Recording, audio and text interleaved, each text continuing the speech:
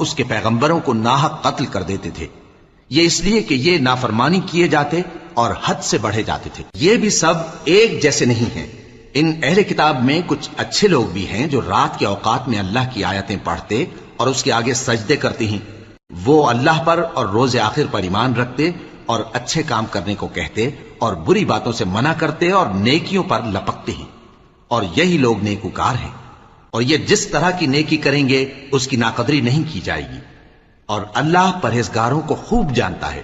جو لوگ کافر ہیں ان کے مال اور اولاد اللہ کے مقابلے میں ان کے ہرگز کام نہ آئیں گے، اور یہ لوگ اہل دوزخ ہیں کہ ہمیشہ اسی میں رہیں گے۔ یہ لوگ جو مال دنیا کی زندگی میں خرچ کرتے ہیں اس کی مثال آندھی کسی ہے جس میں سخت سردی ہو، اور وہ ایسے لوگوں کی کھیتی پر جو اپنے آپ پر ظلم کرتے تھے چلے اور اسے تباہ کر دے۔ اور اللہ نے ان پر کچھ ظلم نہیں کیا، بلکہ یہ خود اپنے اوپر ظلم کر رہے ہیں۔